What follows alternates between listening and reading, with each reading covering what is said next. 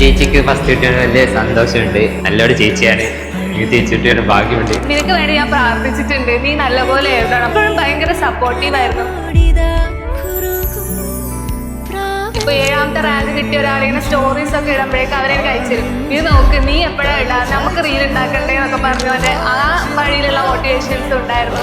കളിയാക്കി പറഞ്ഞ കുറെ ആൾക്കാരുണ്ടാവും. ഇവൻ എന്റെ കേസിലാണെങ്കിലും ഓരോ കല്യാണത്തിനൊക്കെ പോകാനൊക്കെ ഭയങ്കര സമ്മലായിരുന്നു. എവിടെ പോയാലും റിലേറ്റീവ്സ് ചോദിക്കും, എന്തായി മോളെ ജോലി ആയോ?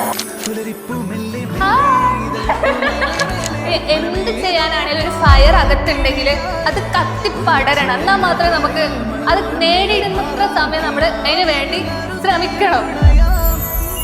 പെട്ടെന്ന് നമുക്ക് പോയി ചോദ്യം ചോദിക്കാനുള്ള ഒരു അവസ്ഥ. ഇപ്പൊ ബ്രേക്കിന് തന്നെ പോയാലും ടീച്ചേഴ്സ് ഓക്കെയാണ്. ഇപ്പൊ ഒരു മനസ്സിലാവാത്ത ഒരു ടോപ്പിക് ആണെങ്കിൽ അവരത് 3-4 വട്ടം റിപ്പീറ്റ് ചെയ്ത് പറഞ്ഞുതരും. ഹായ്, ഞാൻ അഞ്ജിര. എൻ്റെ വീട് കാസർഗോഡാണ്. ഞാൻ ബിടെക് കഴിഞ്ഞത് 2024 NIT കാലിക്കട്ട് വെച്ചാണ്. ഫസ്റ്റ് 2 ഇയേഴ്സ് എനിക്ക് ഓൺലൈൻ ആയത് കാരണം തന്നെ എനിക്ക് സിവിലിനെ കുറിച്ച് തീരെ ബേസ് ഇല്ലായിരുന്നു. അപ്പോൾ ബേസ് ബിൽഡ് ചെയ്യാന്ന് പറഞ്ഞാൽ എനിക്ക് ഭയങ്കര ബുദ്ധിമുട്ടുള്ളൊരു കാര്യമായിരുന്നു. പിന്നെ സിവിലിനോട് വലിയ ഇൻട്രസ്റ്റ് ഒന്നും ഇല്ലായിരുന്നു. കൊറോണ ബാച്ച് ആയതുകൊണ്ട് തന്നെ ഞാൻ ഭയങ്കര കഷ്ടപ്പെട്ടിട്ടാണ് ബിടെക് തന്നെ കംപ്ലീറ്റ് ചെയ്തത്. പിന്നെ പ്ലേസ്മെൻറ്റ് വരാനായപ്പോൾ ഞാൻ കോർ കമ്പനി ഒന്നും വലിയ കോൺസെൻട്രേറ്റ് ചെയ്തില്ല. ഇൻസ്റ്റെഡ് ഞാൻ ബിസിനസ് ഡെവലപ്മെൻറ്റ് അങ്ങനത്തെ IT സെക്ടേഴ്സിലാണ് കുറച്ചുകൂടെ കോൺസെൻട്രേറ്റ് ചെയ്ത് പ്രിപ്പയർ ചെയ്തത്. അങ്ങനെ എനിക്ക് ബിസിനസ് ഡെവലപ്മെൻറ്റ് അനലിസ്റ്റ് ആയിട്ട് പ്ലേസ്മെൻറ്റ് കിട്ടി. അത് ബാംഗ്ലൂരിലാണ് കിട്ടിയത്. പക്ഷേ എനിക്ക് വലിയ താല്പര്യം ഇല്ലായിരുന്നു. എനിക്ക് ഗവൺമെൻറ് സെക്ടർ തന്നെയായിരുന്നു ഇഷ്ടമുണ്ടായിരുന്നത്. കാരണം എൻ്റെ പാരൻസ്, അച്ഛനും അമ്മയും 2 പേരും ഗവൺമെൻറ് സെക്ടറിൽ നിന്നാണ് റിട്ടയർഡ് ആയത്. പിന്നെ എൻ്റെ ചേച്ചിയാണെങ്കിലും റീസെൻ്റ്ലി ഗവൺമെൻറ് സെക്ടറിലേക്ക് കയറിയിട്ടുണ്ടായിരുന്നു. അതുകൊണ്ട് ഞാൻ ഫോക്കസ് ചെയ്തത് ഫുൾ ഗവൺമെൻറ്റാണ്. ആദ്യമായിട്ട് ഞാൻ എഴുതുന്ന എക്സാം എന്ന് പറഞ്ഞാൽ ഫസ്റ്റ് ഗ്രേഡ് ഓവർസിയർ ആയിരുന്നു. ജൂണിലായിരുന്നു പരീക്ഷ. അന്ന് ഞാൻ പോയി എഴുതിയപ്പോൾ എനിക്ക് പേപ്പർ ഭയങ്കര സിമ്പിളായി തോന്നി. കാരണം ഒന്നും പഠിച്ചിട്ടല്ല പോയത്, പക്ഷേ ഫുൾ തിയറി. എനിക്കറിയില്ലായിരുന്നു തിയറി എക്സാം ആണോ ന്യൂമറിക്കൽ ആണോ വരാമെന്നൊന്നും അറിയില്ലായിരുന്നു. അപ്പോൾ നോക്കുമ്പോൾ ഫുൾ തിയറി. അപ്പോൾ ഞാൻ വിചാരിച്ചു എന്തുകൊണ്ട് ഇത് ട്രൈ ചെയ്തുകൂടാ, കാരണം തിയറി എനിക്ക് പഠിക്കാൻ ഇഷ്ടമാണ്, ന്യൂമറിക്കൽസ് ആണ് കുറച്ചുകൂടെ ബുദ്ധിമുട്ട്. അപ്പോൾ ഞാൻ വിചാരിച്ചു ഓക്കെ, വീട്ടിൽ നിന്ന് പണ്ടേ പറയായിരുന്നു നീ PSC നോക്ക്, കാരണം ഒരു എക്സാമേ ഉള്ളൂ, പിന്നെ കിട്ടാൻ കുറച്ചുകൂടെ എളുപ്പമാണ് എന്നുള്ളൊരു തോട്ട് അവർക്ക് പണ്ടേ ഉണ്ടായിരുന്നു. പിന്നെ ഭയങ്കര സപ്പോർട്ടീവ് ആയിരുന്നു. കാരണം സമയം എടുത്തിട്ടാണെങ്കിലും ഞാൻ കയറുന്നുള്ളൊരു വിശ്വാസം എന്നേക്കാളും കൂടുതൽ എൻ്റെ വീട്ടുകാർക്ക് ഉണ്ടായിരുന്നു. അങ്ങനെ ഞാൻ സിവിലിയൻസിനെ വിളിച്ചു. സിവിലിയൻസിന് എനിക്ക് കോണ്ടാക്ട് ചെയ്തത് എൻ്റെ ഒരു ഫ്രണ്ടാണ്. അവൻ ട്രിവാൻഡ്രത്തൊക്കെ പഠിച്ച് ഇപ്പം റാങ്കൊക്കെ വാങ്ങി നിൽക്കുന്നുണ്ട്. അങ്ങനെ ഞാൻ സിവിലിയൻസ് വിളിച്ച് കോണ്ടാക്ട് ചെയ്തപ്പോൾ അവർ പറഞ്ഞു ഓൺഗോയിങ് ആണ് ബാച്ച്, അതിൽ വന്ന് ജോയിൻ ചെയ്യാമെന്ന് പറഞ്ഞു. അപ്പോൾ 8-ാം തീയതി LSGDയുടെ AE എക്സാം ഉണ്ടായിരുന്നു, ജൂലൈ. ഞാൻ വിചാരിച്ചു അതും കൂടെ കഴിഞ്ഞിട്ട് ജോയിൻ ചെയ്യാം, 9-ാം തീയതി ജോയിൻ ചെയ്യാമെന്ന് വിചാരിച്ചു. അങ്ങനെ 8-ാം തീയതി ഞാൻ എക്സാം എഴുതിയപ്പോൾ എൻ്റെ കോൺഫിഡൻസ് ഒക്കെ പോയി. അതിൽ ഫുള്ള് ന്യൂമറിക്കൽസ്, ഇതുവരെ കാണാത്ത എന്തൊക്കെയോ ചോദ്യങ്ങൾ. പക്ഷേ ഞാൻ വിചാരിച്ചു എന്തായാലും പുറപ്പെട്ടു, ഇനിയിപ്പോൾ കുളിച്ച് കയറാമെന്ന് വിചാരിച്ചു. അങ്ങനെ ഞാൻ കയറി ഇവിടെ വന്നു. ഇവിടെ വന്ന് ഫസ്റ്റ് ക്ലാസ് എനിക്ക് ജിതിൻ സാറിൻ്റെ ആയിരുന്നു.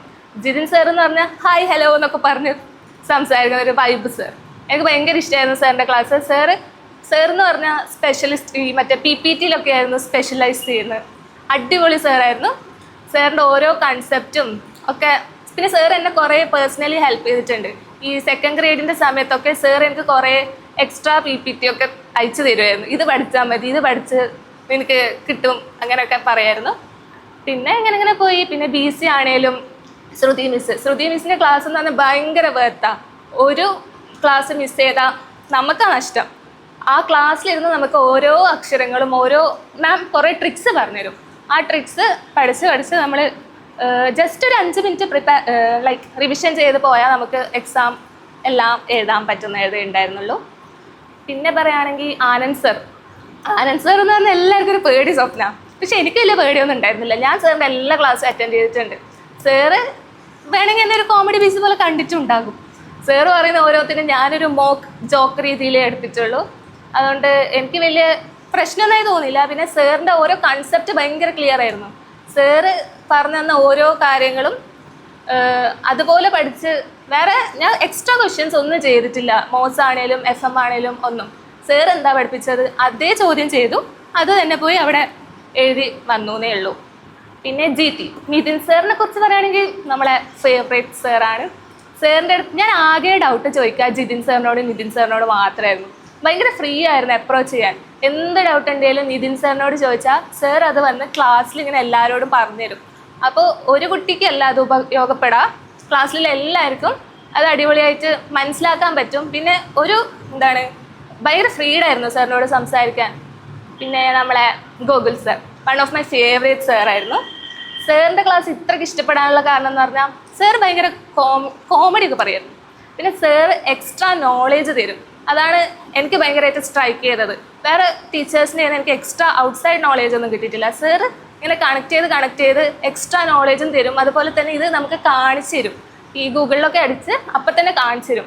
അപ്പോൾ ഞാൻ ചിലപ്പോൾ ഇതൊക്കെ എൻ്റെ ഫ്രണ്ട്സിനോടും ചിലപ്പോൾ വീട്ടിൽ പോയി പറയുമായിരിക്കും ഇതിങ്ങനെയാണ്. അപ്പോൾ അവർക്കും കുറച്ചുകൂടെ നോളേജൊക്കെ വർദ്ധിക്കാൻ വേണ്ടി ഹെൽപ്പ് ചെയ്യാറുണ്ടായിരുന്നു. പിന്നെ അനസ് സർ ആണേലും സർവേ ആണേലും ഒക്കെ ഭയങ്കര അടിപൊളിയായിരുന്നു സത്യം പറഞ്ഞ എല്ലാ ക്ലാസ്സസും. ഇറിഗേഷൻ എടുത്ത അഭിജിൻ സാറിൻ്റെ 2 minutes ബ്രേക്ക്, അതാണ് സാർ ഫേമസ് ആയത്. ആ ഒരു 2 minutes ബ്രേക്കിലായിരുന്നു. സാറ് സൂപ്പറാണ്. സാറിൻ്റെ ഓരോ ക്ലാസ്സും പിന്നെ സാറൊന്ന് ചോദ്യം ചോദിക്കില്ല. അപ്പോൾ നമുക്ക് ഫ്രീ ആയിട്ട് ക്ലാസ്സിലിരുന്നിട്ട് തന്നെ നമുക്ക് ഡൗട്ട് ഉണ്ടെങ്കിൽ അത് ചോദിക്കാം. പിന്നെ കൺസെപ്റ്റൊക്കെ അപ്പം തന്നെ മനസ്സിലാവും. അതിന് വേണ്ടി എക്സ്ട്രാ എഫേർട്ട് എടുത്ത് പഠിക്കേണ്ട ആവശ്യമൊന്നും ഇല്ലായിരുന്നു. പിന്നെ ഞാൻ കൺസിസ്റ്റൻ്റ് ആണ് എന്നാണ് എൻ്റെ ഒരു ജേണി കൺസിസ്റ്റൻ്റ് ആയിരുന്നു. ഞാൻ രാവിലെ 2 hours ഒക്കെ ഇരുന്ന് പഠിക്കുമായിരുന്നു ഇവിടെ വരുന്നതിനേക്കാളും മുന്നേ. പിന്നെ വൈകിട്ടാണേലും ഞാൻ ഭയങ്കര ഹറിബറി ആയിരുന്നു. സമയം അങ്ങനെ കളിയില്ലായിരുന്നു. ഒരു 5:30 ഇരുന്നാൽ ഒരു 8 മണി വരെ പഠിക്കും.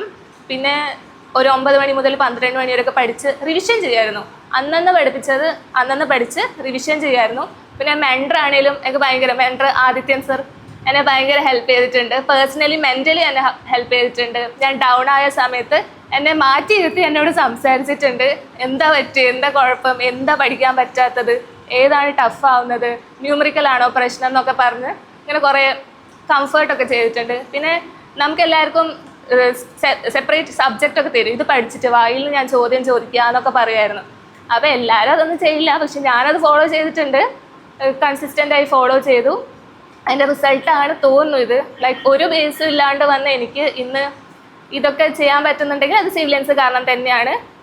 സത്യം പറയാലോ 0 വന്നതാണ്. ഇന്നിപ്പോൾ ഇവിടെ നിന്ന് ഇങ്ങനെയൊക്കെ പറയാൻ പറ്റുന്നുണ്ടെങ്കിൽ അതിൽ വലിയ പങ്ക് സിവിലിയൻസിനും ഉണ്ട്, വീട്ടുകാർക്കും ഉണ്ട്, ടീച്ചേഴ്സിനും ഉണ്ട്, എല്ലാവർക്കും ഉണ്ട്. പിന്നെ പ്രിപ്പയർ ചെയ്തൊരു സ്ട്രാറ്റജി എന്ന് പറഞ്ഞാൽ ഇവിടുത്തെ ബുക്ക് മാത്രമേ ഞാൻ ഫോളോ ചെയ്തുള്ളൂ. മെയിനായിട്ടും നോട്ട്സ് റിവിഷൻ ചെയ്യുമായിരുന്നു. ഒരു 3-4 വട്ടം എക്സാമിന് മുന്നേ തന്നെ റിവൈസ് ചെയ്യായിരുന്നു. ഇപ്പോൾ PWD ആണ് ഞാൻ ലേറ്റസ്റ്റ് എഴുതിയൊരു AE എക്സാം. അപ്പോൾ ഒരു 3-4 വട്ടം സെയിം സബ്ജക്റ്റ് റിവൈസ് ചെയ്ത് അതായിരുന്നു എൻ്റെ മെയിൻ ഫോക്കസ്. അല്ലാണ്ട് പുതിയ ക്വസ്റ്റ്യൻസ് ചെയ്യുകയല്ലായിരുന്നു ഞാൻ ചെയ്യുക. പിന്നെ MCQ ബുക്കത്തെ ഏകദേശം ഓൾമോസ്റ്റ് എല്ലാ ചോദ്യങ്ങളും ട്രൈ ചെയ്തിട്ടുണ്ട്. പിന്നെ ഇവിടെ 193 PYQ ബുക്ക് ഉണ്ട്, അത് ഞാൻ പർച്ചേസ് ചെയ്തായിരുന്നു. അതിലത്തെ ചോദ്യങ്ങളും ഓരോ ക്വസ്റ്റ്യൻ പേപ്പർ വഴി ചെയ്ത് അത് അനലൈസ് ചെയ്ത് അതിൽ ഡൗട്ട് ഉണ്ടെങ്കിൽ അതും ടീച്ചേഴ്സിനോടൊക്കെ പോയി ചോദിക്കും. അങ്ങനെയും കുറേ ചെയ്യുമായിരുന്നു. പിന്നെ ഇവിടെ ആഴ്ചയ്ക്ക് മോക്ക് ടെസ്റ്റ് ഇടുമായിരുന്നു. ആ മോക്ക് ടെസ്റ്റിൽ നമ്മൾ തന്നെയാണ് അനലൈസ് ചെയ്യുക. അപ്പോൾ ചില ചോദ്യങ്ങൾ സ്ട്രൈക്ക് ചെയ്ത് അപ്പം തന്നെ നമ്മൾ പഠിക്കും. ഇതെന്തുകൊണ്ട് തെറ്റി എന്നുള്ള നമ്മൾ ചിന്തിക്കും. അയ്യോ ഇതങ്ങനെ അല്ലല്ലോ. എന്നിട്ട് ഞാൻ തന്നെ കുറേ വട്ടം മെൻറ്റേഴ്സിനോടൊക്കെ ചോദിച്ചിട്ടുണ്ട്, ഇതങ്ങനെ അല്ലല്ലോ, ഈ ബ്രിക്കിൻ്റെ വാല്യൂ എന്താ ഇങ്ങനെ വന്നത് എന്നൊക്കെ ചോദിച്ചിട്ടൊക്കെ ഉണ്ട്. അപ്പോൾ അങ്ങനെ അനലൈസ് ചെയ്യുന്നത് നമ്മൾ തന്നെ ആയതുകൊണ്ട് നമുക്ക് കുറച്ചുകൂടെ ക്യാച്ച് ആയിട്ട് പെട്ടെന്ന് അത് ഓർത്തെടുക്കാൻ വേണ്ടി ഹെൽപ്പ് ചെയ്യാറുണ്ട്. പിന്നെ ഇവിടുത്തെ ഒരു പാറ്റേൺ എന്ന് പറഞ്ഞാൽ മാർക്സ് ഒക്കെ ഇവിടെ വാളിൽ ഡിസ്പ്ലേ ചെയ്തിടും. അതിപ്പോൾ കളേഴ്സിലായിരിക്കും. ഇപ്പോൾ റെഡ് കളറായിരിക്കും ഏറ്റവും ബോട്ടം, ഏറ്റവും മാർക്ക് കുറഞ്ഞ ആൾക്കാർ, ഗ്രീൻ ആയിരിക്കും മേലെ, പിന്നെ ആവറേജ് ഉള്ള സ്റ്റുഡൻസ് ആണെങ്കിൽ യെല്ലോ കളറിലായിരിക്കും എഴുതിയിടാം. അപ്പോൾ ഗ്രീനിൽ നിന്ന് പെട്ടെന്നൊരു യെല്ലോയിലേക്ക് വന്ന ഒരു ചെറിയൊരു വിഷമമായിരിക്കും. അയ്യോ താഴേക്ക് പോയല്ലോ, എങ്ങനെ ഇനി പെട്ടെന്ന് മേലേക്ക് വരാമെന്നുള്ളൊരു ഇതുണ്ടാവും. അപ്പോൾ നെക്സ്റ്റ് എക്സാമിൽ ക്യാച്ചപ്പ് ചെയ്യാൻ വേണ്ടി ശ്രമിക്കും. റെഡിൽ പോയാൽ തീർന്നു. റെഡിൽ ഞാൻ പോയിട്ടില്ല. ഏകദേശം പച്ചയിലും മഞ്ഞയിലൊക്കെയാണ് നിൽക്കൽ. അപ്പോൾ പച്ചയിലാണെങ്കിൽ തന്നെ എങ്ങനെയും ഫസ്റ്റ് എത്താമെന്നായിരുന്നു. ഫസ്റ്റ് എത്തി ഇവിടെ വലിയ ഗോൾഡ് മെഡലൊക്കെ കൊടുക്കും അവസാനം, പക്ഷെ അതൊന്നും കിട്ടിയിട്ടില്ല. അങ്ങനെ ഒരു ആവറേജ് സ്റ്റുഡൻറ്റിനെ ആയിരുന്നു, വലിയ പഠിക്കുന്ന ഒരു കുട്ടി അങ്ങനെയൊന്നും ആയിരുന്നില്ല. അവസാനം ഈ കൺസിസ്റ്റൻസി, ഞാൻ കൺസിസ്റ്റൻ്റ് ആയിട്ട് പഠിക്കുമായിരുന്നു. കറക്റ്റ് ഒരു ഷെഡ്യൂൾഡ് ചെയ്ത് ടൈം അനുസരിച്ച്, വേറെ ഡിസ്ട്രാക്ഷൻസ് ഒന്നും ഇല്ലായിരുന്നു. അങ്ങനെ ഇരുന്ന് പഠിച്ചിട്ട് തന്നെയാണ് കിട്ടിയത്.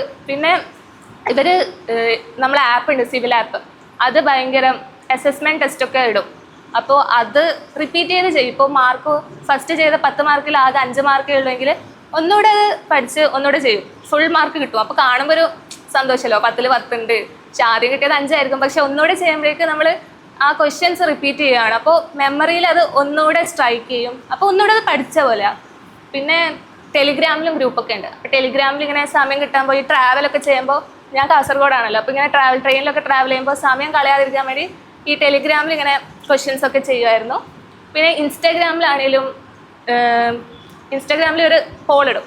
അപ്പോൾ പോളിലും നമ്മൾ ഞാൻ അത് ഉപയോഗിക്കാറുണ്ടായിരുന്നു. അങ്ങനെ അതും എന്നെ ഹെൽപ്പ് ചെയ്തിട്ടുണ്ട്. പിന്നെ മെയിനായിട്ടും ഇവിടുത്തെ നോട്ട് തന്നെയാണ്. ഇവിടുത്തെ നോട്ട് റിപ്പീറ്റ് ആയിട്ട് വായിച്ചുകൊണ്ടിരിക്കും. അങ്ങനെ വായിച്ച് ഇവിടം വരെ എത്തി. ഇപ്പോൾ കോഴിക്കോടിൻ്റെ ഒരു എടുത്തു നിൽക്കുന്നൊരു സംഭവം എന്താണെന്ന് വെച്ചാൽ, നമുക്ക് മെൻ്റൽ സപ്പോർട്ട്, 1-to-1 സപ്പോർട്ടൊക്കെ ഭയങ്കര ആക്സസിബിൾ ആയിരുന്നു. പിന്നെ ടീച്ചേഴ്സ് ആണെങ്കിലും ഒന്നങ്ങ് പോയാൽ ടീച്ചേഴ്സ് അവിടെ ഇരിക്കുന്നുണ്ടാവും. നമുക്ക് ചോദ്യത്തിന് എന്ത് ചോദിച്ചാലും അപ്പം തന്നെ മറുപടിയും കിട്ടും. ടീച്ചേഴ്സ് ഭയങ്കര പെട്ടെന്ന് നമുക്ക് പോയി ചോദ്യം ചോദിക്കാനുള്ള ഒരു അവസരം. ഇപ്പോൾ ബ്രേക്കിന് തന്നെ പോയാലും ടീച്ചേഴ്സ് ഓക്കെയാണ്. ഇപ്പോൾ ഒരു മനസ്സിലാവാത്ത ഒരു ടോപ്പിക് ആണെങ്കിൽ അവരത് 3-4 വട്ടം റിപ്പീറ്റ് ചെയ്ത് പറഞ്ഞുതരും. പിന്നെയും മനസ്സിലായിട്ടില്ലെങ്കിൽ വേണം ക്ലാസ്സിൽ വന്ന് പറഞ്ഞുതരും. അങ്ങനെ ടീച്ചേഴ്സായിട്ടുള്ള ആക്സസും അതുപോലെ മെൻറ്ററായിട്ടുള്ള ആക്സസും ഒക്കെ ഭയങ്കര ഈസി ആയിരുന്നു. പിന്നെ ഈ ക്ലാസ്സിനെ കുറിച്ച് പറയാനാണെങ്കിൽ എനിക്ക് ഭയങ്കര അറ്റാച്ച്മെൻ്റ് ഉണ്ട് ഈ ക്ലാസ്സിനോട്. കാരണം എന്താണെന്ന് വെച്ചാൽ, ഞാൻ എനിക്ക് ആ ഒരു 7 months എന്ന് പറഞ്ഞാൽ ഈ ക്ലാസ് റൂമും എൻ്റെ ഹോസ്റ്റലും മാത്രമായിരുന്നു. അതിൽ ഓൾമോസ്റ്റ് പകുതി 3/4 hours ഞാൻ ഇവിടെ തന്നെയാണ് സ്പെൻഡ് ചെയ്യുക. രാവിലെ ഒരു 9 മണിക്ക് ക്ലാസ് ആണെങ്കിലും ഞാൻ പെട്ടെന്ന് എണീറ്റ് വരും. ഞാൻ ഒരു 8 മണിയൊക്കെ ആകുമ്പോഴേക്കും ഇവിടെ എത്തും. സീറ്റ് പിടിക്കാനാണ് മെയിനായിട്ടും വരുന്നത്. ബാക്കിലിരുന്ന ഒരു ശ്രദ്ധ, കോൺസെൻട്രേഷൻ ഒന്നും കിട്ടില്ല എന്ന് എൻ്റെ മനസ്സിൽ ആരോ പറഞ്ഞ് പിടിപ്പിച്ചിട്ടുണ്ട്. പക്ഷെ അതുകൊണ്ട് ഞാൻ വേഗം വന്ന് 3ാമത്തെ ബെഞ്ചിലൊക്കെയാണ് ഞാൻ ഇരിക്കുക. ഒരു കണ്ടിന്യൂറ്റി ആയിട്ട് ഞാൻ ഫുൾ ടൈം അവിടെ തന്നെ ഇരിക്കുക, വേറെ മാറി ഇരിക്കലോ അങ്ങനെ ഒന്നുമില്ല. അപ്പോൾ അവിടെ ഇരുന്ന് ഒരു 8 മണി ഒക്കെ ആകുമ്പോൾ ഇരിക്കും. പിന്നെ ചിലപ്പോൾ മെൻറ്ററൊക്കെ വന്ന് ചോദ്യമൊക്കെ ചോദിക്കും, ഇത് പഠിച്ചായിരുന്നോ, പഠിക്കാനൊന്നും ഇല്ലേ നിങ്ങൾക്ക് എന്നൊക്കെ പറഞ്ഞ് ചിലപ്പോൾ ചീത്തയും പറയും. കളിയാക്കി പറഞ്ഞ കുറേ ആൾക്കാരുണ്ടാവും. ഈവൻ എൻ്റെ കേസിലാണെങ്കിലും ഓരോ കല്യാണത്തിനൊക്കെ പോകാനൊക്കെ ഭയങ്കര ചമ്മലായിരുന്നു. എവിടെ പോയാലും റിലേറ്റീവ്സ് ചോദിക്കും, എന്തായി മോളെ, ജോലി ആയോ? അവർക്ക് അറിഞ്ഞൂടെ ഞാൻ ഇപ്പോൾ പാസ് ഔട്ട് ആയതാണ്. ഞാൻ ജസ്റ്റ് ഒരു 1.5 വർഷം ആയിട്ടുള്ളൂ പാസ് ഔട്ട് ആയിട്ട്. എന്നാൽ കൂടെ അവരെന്താ ചോദിക്കാന്ന് വെച്ചാൽ, ഇനിയും ജോലി ആയില്ലേ, പഠിച്ചു എന്ന്. അവർക്ക് അറിഞ്ഞൂടെ ഗവൺമെന്റിന്റെ സ്കീം എന്താന്ന്. 3 വർഷം എടുത്തിട്ടാണ് ഓരോ എക്സാംസും വരുന്നത്. പക്ഷെ ഈ കാണുന്നവർ എന്തും പറയും. പക്ഷെ at the end of the day നിങ്ങൾക്കറിയാം നിങ്ങളുടെ ഉള്ളിലുള്ള ഫയർ. ആ ഫയർ എത്രത്തോളം ആഞ്ഞു കത്താൻ പറ്റുന്നോ ആ ആഞ്ഞു കത്തലിൽ ഉണ്ടാവും നിങ്ങളുടെ റിസൾട്ട്. എൻ്റെ അകത്ത് നല്ലൊരു ഫയർ ഉണ്ടായിരുന്നു. പിന്നെ എനിക്കൊരു മെയിൻ എയിം ഉണ്ടായിരുന്നു, ഓക്കെ ഗവൺമെന്റ് വേണം. അത് പണ്ട് മുതലേ ഉണ്ടായതാണ്. ആ ഒരു ഡ്രീം നിങ്ങളകത്ത് ഉണ്ടെങ്കിൽ at the end of the day അത് കത്തും. ആൻഡ് അത് ഫസ്റ്റ് റാങ്കോ സെക്കൻഡ് റാങ്കോ ആയി മാറിയിരിക്കും. Thank you.